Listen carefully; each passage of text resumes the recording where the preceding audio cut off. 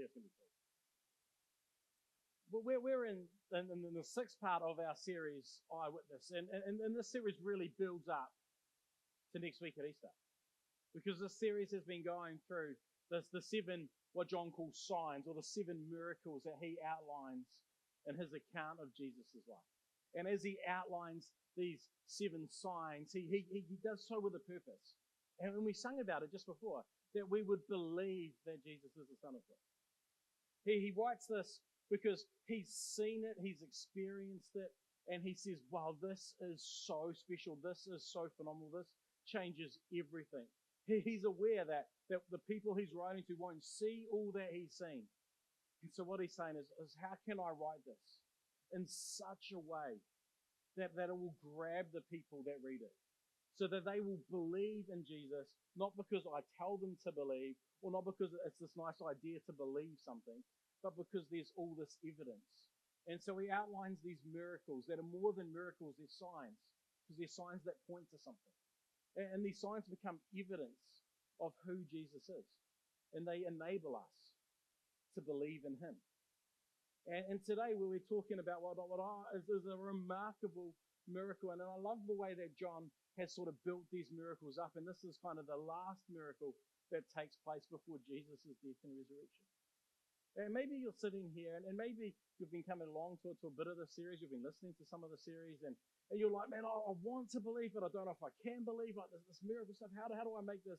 How do I make sense of this? Can I just let you know you're in really, really good company? Because even after we talk about the miracle today, which is just mind-blowing, and John and the other disciples saw this, when Jesus died, they still got scared. They were still cowards. They still ran away. They still, at that point, weren't certain about what they believed. So if you're here and you're thinking, I don't know if I can believe this, can I just say, hey, you are in really, really good company. But what I'm hoping as we go through this series is that those in the room that don't yet believe, that as you engage with the series, but more importantly, engage with the book of John, you will come to believe.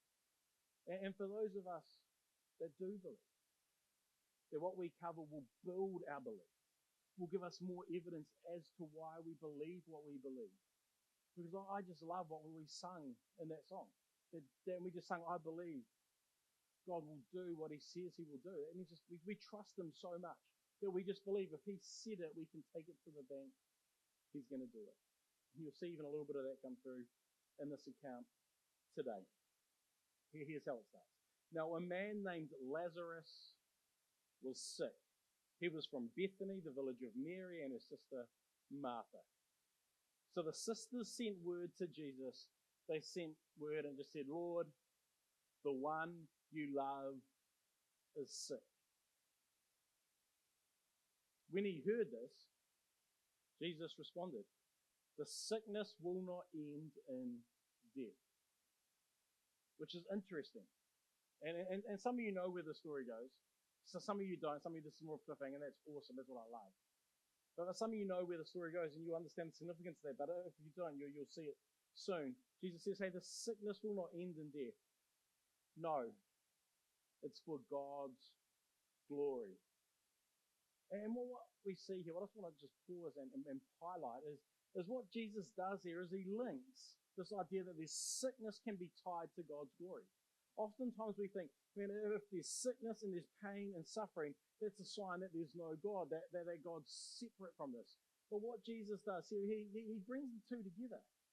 He says, no, this sickness, what will it do? It will not end in death, but it is for God's glory. He says, look, there can be sickness and God's glory that can go hand in hand. There can be pain and suffering and God's glory, and they can work together. And for some of us, we need to remember that. For some of us, we need to understand that. And Jesus links them so beautifully right there. He says, no, it's for God's glory, so that God's Son may be glorified through it. And then John, he's sort of telling us this account. And what he does next is he just puts in a little bit of commentary. He just adds in a few words. And this is so important. It just shows that John is empathetic. It shows that he understands what the readers might be thinking. Because what he says next is Jesus loved Martha. and her sister and Lazarus. Jesus loved these ladies, and he loved Lazarus. He's just putting this commentary in, because if you were reading this maybe without that commentary, because of what comes next, you might jump to the conclusion that Jesus doesn't care about Mary, that Jesus doesn't care about Martha, that Jesus doesn't care about Lazarus. And John's smart enough to say, hey, hang on a minute, I just need to remind the readers right now that Jesus really loves these people. Because what we're going to see happen next causes us to question, does Jesus really love them? Because what Jesus sort of manufactures, I'd say, the situation that Jesus creates is one that's saying, hey, is this what a loving person would really do? See, look what John covers next. He says, when he heard that Lazarus was sick, he stayed where he was 2 more days. He gets word that Lazarus is sick, and he just chills for 2 days. Lazarus is sick. We're having, I don't know, let's just keep hanging out. Let's just spend some time chilling. Let's just keep chewing the fat around the bonfire that we're sitting at. Let's just keep doing the work that we're doing in the neighborhood that we're in. That's happening over there. You might have remembered earlier in the series that there was a miracle, a sign that John talked about a person who wanted a child healed. Right? And Jesus healed from a distance. So you're going, oh, Jesus could have done that here, right? But no, they just keep going. We don't know what they did for 2 days, but they stayed where they were for 2 days. And then Jesus says to his disciples, let us go back to Judea. But Rabbi, the disciple said, a short while ago the Jews there tried to stone you. And then notice what I say, and yet you are going back? Jesus, don't you understand? The last time you were in Judea, they tried to kill you. We don't really want to go back to Judea. Last time they tried, what if they're successful this time? We like you, Jesus. I know Lazarus is sick, but we don't really want to die. Why do you want to go back? And then Jesus does what we've seen Jesus do a few times in these accounts, is he sort of pivots and he answers the question in a roundabout way. He says, are there not 12 hours of daylight? Anyone who walks in the daytime will not stumble, for they see by this world's light. It is when a person walks at night that they stumble, for they have no light.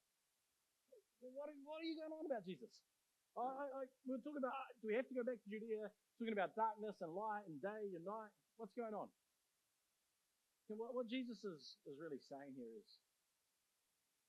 I am the light. You are not going to get a clearer picture of God than you see right now. And when you walk with me, things will be all right. But when you walk without me, when you walk in the dark, you're going to stumble and you're going to fall. We're to apply that in our setting today. And it might be this. When you come to know Jesus, when you understand what he says, when you understand who he is, it helps you see things you can't always see. It doesn't make you smarter, it doesn't make you better, but it helps you understand how the world works. And then the beautiful thing about having a Christian worldview is it actually provides answers for our pain, for our suffering. It provides answers for, hey, why we sin and why we do wrong, why there's evil, why there's good. It provides answers for even when we're trying to do good, we still find ourselves doing the wrong thing from time to time. It's a beautiful thing. But when you haven't got that same worldview, you often stumble your way through life and you're trying to find answers to these big questions about where do people come from? What happens when we die? What's our purpose? And you sort of stumble and you end up tripping and falling and none of them really satisfy. And then Jesus brings it back and he says, after he had said this, he went on to tell them, our friend Lazarus has fallen asleep, but I'm going there to wake him up. His disciples, really not wanting to go back to Judea, say, hang on. Jesus, can we just give you a little bit of medical advice here? Right? If he sleeps, won't he get better? If he's got a virus, if he's sick, and he sleeps, isn't that when healing takes place? Isn't that what happens? If he's sleeping, we don't want to go wake him up. We don't want to interrupt him. Just let him sleep. He's clearly going to become better on his own. We don't need to go. Jesus had been speaking of his death, but his disciples thought he meant natural sleep. And just Jesus now. He's not pivoting now. He's not talking around something. He's speaking direct. So Jesus told them plainly, this is about as blunt as you can get, right? Lazarus is dead. Oh. What? What, Jesus? I thought you loved Mary. I thought you loved Martha. I thought you loved Lazarus. You got word 2 days ago, Jesus, about Lazarus' condition. And we've just sat here. What's going on? And Jesus continues though. He says, Lazarus is dead. And he says, and for your sake. Not for my sake. Not for everyone's sake, even though it helps everyone. But for your sake. I am glad I was not there. What's going through the disciples' heads right now, right? Do you even care, Jesus? Are you heartless? Your friend's dead and you're saying that you're glad you weren't there? Hang on, Jesus, we've seen you heal other people and you didn't even know them, but here you are, someone who's been to Mary and Martha's house. You're someone who's connected with them. You've spent time with Lazarus. You know him. There's a connection. There's friendship. And you're glad? No, I'm glad that I was not there. So that you may believe. But let us. The NG saying we're doing this together. But let us go to him. Then Thomas said to the rest of the disciples, let us also go, so that we may die with him. Mr. Positive. Right? Because this is what they thought. Hey, Jesus, last time you're in Judea, they try to kill you. If we go, we're going to die. They might have missed last time. They might have messed up last time. But, man, we can't guarantee this is going to happen again. So we'll go with you, Jesus. If Lazarus is there, we might as well die too. On his arrival, Jesus found that Lazarus had already been in the tomb for 4 days. When Martha heard that Jesus was coming, she went out to meet him, but Mary stayed at home. Lord, Martha said to Jesus, if you had been here, my brother would not have died.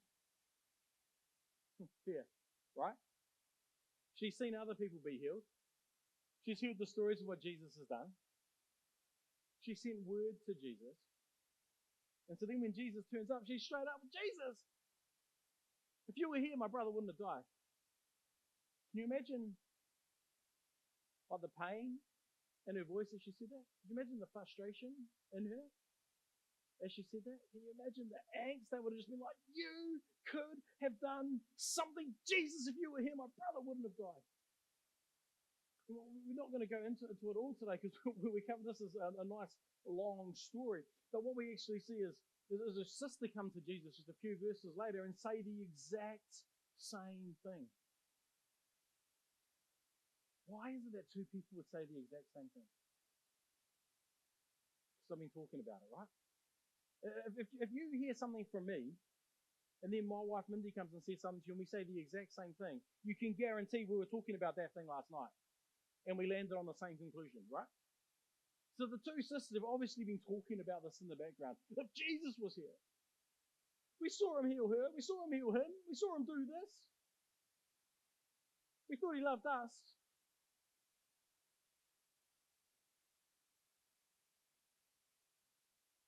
But she doesn't stop there. She says, but I know that even now God will give you whatever you ask. Jesus, I imagine, stops, pauses, takes a breath, looks at her and says, your brother will rise again. Martha answered, I know. He will rise again in the resurrection at the last day. Martha's like, I understand theology a little bit. I know on the last day God's going to redeem everything and my brother's going to be resurrected and he's going to come back to life. I know that's going to happen down the track at some point. And Jesus doesn't give her a theological lesson. But I imagine Jesus pauses. And he says, I think this is what he's thinking. You think you understand the resurrection? You think you understand how all this comes together? I just imagine he says, I am the resurrection and the life. I am the resurrection personified. I am life personified. You think the resurrection is something? No. I am the resurrection. The one who, is our word, believes in me will live, even though they die. Jesus said to her, whoever believes in me will live, even though they die. And whoever lives by believing in me will never die. Then he looks at her and says, do you believe this? Straight at her. Correct. Do you believe this? And in the midst of her pain, in the midst of her suffering, in the midst of her, I can't explain what's going on. I can't figure out why you would have helped these people and haven't helped you. I can't believe and understand why you would have helped that man's son. And I don't know why you would have helped that woman. I don't know why you would have done this. I don't know why you gave sight to him. I don't know why you fed all those people. I don't know why you've done all those things, but you haven't done what I wanted. Yes, Lord, she replied. I believe that you are the Messiah, the Son of God, who is to come into the world. I don't know how everything works. This ties us back to last week, right? She doesn't need to know everything in order to believe something. I don't know how you explain this away. I don't know how you reconcile helping them but not helping him. I don't know how all these pieces fit together. I don't know why you let this happen to my brother. But I don't need to know everything in order to believe something. I believe you are the Messiah, the Son of God, who has come into the world. When Jesus saw her weeping, and the Jews who had come along with her were also weeping, he was deeply moved in spirit and troubled. Where have you laid him? He asked. Come and see, Lord, they replied. And then we have everybody's favorite memory verse, the entire Bible. Jesus wept. Just a little side note. If you don't know what memory verse are, what we encourage people to do is there's something powerful about when you memorize scripture. We just encourage everyone should memorize Bible verses. And sometimes it takes quite a bit of work to memorize some Bible verses. And there's some people that actually memorize whole chapters. In fact, I've met people that have memorized an entire book. Okay, not a big book like John, but a smaller book like Philippians. They've memorized the entire. There's something so powerful about it. Okay? And this is everyone's favorite because it's only 2 words. Okay? Jesus wept. But it's a powerful 2 words, right? Because it shows Jesus' heart. It shows that he cares. It's mind-blowing because Jesus knew what was going to come, and yet he saw the brokenness of the people, and their brokenness caused him to weep. Maybe you've gone through some stuff in life that's caused you to weep. Maybe you've walked through situations that you still weep about, and you say, where was God? Why wasn't God with me? Can I suggest that as you wept, he wept too? That just as you were broken about what took place, he was broken about what took place. Because he's a God who understands. And Jesus saw their brokenness. And even though he knew what was coming, he was empathetic. He cared enough to break down with them. And he wept. seen and weak caused the Jews to say, see how he loved them. See how he loved them. John, I think, is just making a reminder point. Jesus loved Lazarus. But some of them said, could not he who opened the eyes of the blind man have kept this man from dying? Fair question. Everyone was thinking it. Someone was asking. But you see, a big reason this miracle was more than a miracle, was a sign, is because this is what happens here. What Jesus does here is he condenses eternity into an afternoon. He takes what happens over eternity and he brings it right down into the span of an afternoon. See, Jesus, once more deeply moved, came to the tomb. He took away the stone, and he said, take away the stone, he said. But Lord, said Martha, by this time there is a bad odor. Well, he has been in there 4 days. Jesus, don't move that stone. Don't know if you're familiar with dead bodies, Jesus, but once they've been in that tomb for 4 days, it's going to be foul. What are you doing? Then Jesus said, did I not tell you that if you believe, you will see the glory of God? So they took away the stone. Then Jesus looked up and he said, and again, I love this. I love this prayer. This is like a crazy miracle. But Jesus tells us, in his prayer, he tells us why he's praying this prayer. He says, Father, I thank you that you have heard me. I know that you always hear me.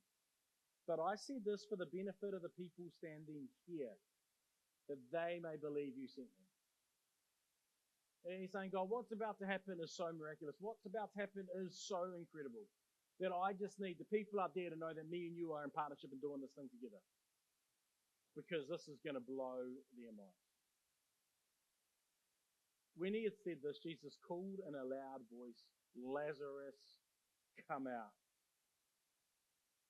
And then John, in a very direct, very blunt way, says, the dead man came out. What? He's been dead for 4 days? And then in like 5 words, you just bring this together and say the dead man came out? Like, come on, help me understand this. Some of us wonder, how did this happen? What took place? Like when he came out, did he still stink? Like when he came out, was his body still decomposed? I want to know some of these questions. John doesn't tell us. This is the dead man came out. His hands and feet wrapped with strips of linen and cloth around his face. He was dead and he was buried, and Jesus calls him out of the tomb and he comes. You see, this is eternity condensed into the span of an afternoon. Jesus has been saying in this passage that even when you die, you will not die. That there is life after death. And we see this eternity squashed down into this afternoon that took place in Bethany when Lazarus was dead and he's brought back to life. If you believe.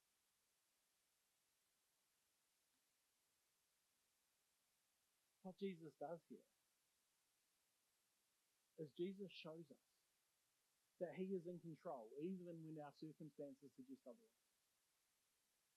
The circumstances surrounding Lazarus' death suggest that Jesus isn't in control, that there's very little Jesus can do, that Jesus doesn't really care. He just stayed where he was for 2 days. But what this miracle shows us Why it's more than a miracle, why it's a sign. Because we see that Jesus does care. We see that the whole time, even when the circumstances suggest that Jesus was not in control, that he was in control. It helps us see eternity shortened down into the span of an afternoon. Lazarus comes out of the grave. Jesus said to the people around him, take off the grave clothes and let him go. Take off the grave clothes and let him go. We could teach a whole message on this. This just shows the power of community right here. Lazarus was in the grave clothes. But in order for those grave clothes to come off, we needed the community to come around and take them off. What this is, this account, is a physical demonstration of a spiritual reality. And all of us, when we come to faith in Christ, are wearing clothes that have led us to death, our sin. And here's what we need. We need others to come and help us take that off. What most of us tend to do, especially in our Western world today, is we try and do it on our own power. We try and do it in our own strength. If I just try harder, I can break that sin. If I just try harder, I won't go down that path. If I just try harder, I won't fall into that trap anymore. Come on, we've all tried that. I don't know if any of us have succeeded in it fully. In fact, I know none of us have succeeded in it fully. We need people to come around us. We need people to help us. This is why James says, if you confess your sins to God, you'll be forgiven. But if you confess them to some other people, you'll find healing. This whole account is that physical demonstration of a spiritual reality. All of us were dead. Some of us, if we've never placed our faith in Jesus, we're still spiritually dead. But then just last couple of verses. Therefore, many of the Jews who had come to visit Mary and had seen what Jesus did believed in him. Yep. And then the Jewish people get together. If we let him go on like this, everyone will believe in him. And the Romans will come and take away both our temple and our nation. Well, we have to do something. We have to act. We can't let Jesus keep going on this because everyone's going to believe in him. Because look at the transformation of Lazarus. And here's where I want this to end. For those of us that have put our faith in Jesus, the biggest sign that people are often going to see as to who God is the transformation that takes place in your life. When you take off your grave clothes and people say, I knew you then and I know you now, something has shifted, something has changed. You are not who you used to be. And this doesn't mean you're going to go from who you are going to be a totally, radically different person, but there's going to be some things about you that radically change. I was very, very selfish, but man, you've become so selfless. I was incredibly greedy, but man, now I'm incredibly generous. I spent my whole life trying to build my kingdom, but now I no longer care about my kingdom because I want to use my life and my resources and everything I've got to build a kingdom that'll never end. People will see it and people will be like, wow, that is what's going to help other people come to faith. I want to invite the band up.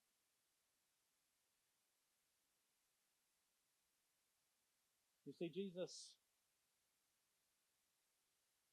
called Lazarus out of the grave. And it was a miracle, but it was a sign because he He condensed eternity down to that afternoon to help you see that you will live even if you die. But I think that for some of us, for those of us who have come to faith in Jesus, we've got to understand that this story, this account, I hate using that word story because it always makes it sound fictional, but I always use it and it frustrates me. I can't change it. But this account helps us see what we can't always see. Because we look at the physical, but it really is a physical sort of picture of a spiritual understanding. And if you and I want to live a life where God uses us to transform those around us, what we have to do is take our grave clothes off and let people see our transformed life. And I don't know what that looks like for you, but God continuously prompts me as to what that looks like for me. And I believe that His Holy Spirit can prompt you as what it looks like for you. And maybe it really is. But I actually think rather than that being a downer, that's a positive. So we're going to stand up. We're just going to sing this bridge and chorus, or chorus and the bridge. I don't know how music works. But we're going to sing part of it. Come on, stand up, stand up. We're going to sing some of the lyrics that we sang before. And it's going to start by saying this. You called my name. He called your name. And He called you out of the grave because He wants you to be transformed. He wants you to be changed. Here we go, team. It's good. Let's clap it.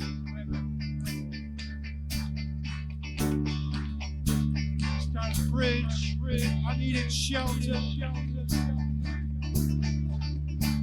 I needed rescue. My sin was heavy. The chains break at the weight of your glory. I needed shelter. I wasn't orphan. Now you call me to see. Here we go. But I was broken. You were my healing. Your love is the air that I'm breathing. I have a future. My eyes are open. You called my name. I ran out of that grave, out of the darkness, into your glorious day. You called my name, and I ran out of that grave, out of the darkness, into your glorious name. Let's sing it again. You called my name, and I ran out of that grave, out of the darkness, into your glorious name. You called my name, and I ran out of that grave, out of the darkness, into your glorious day.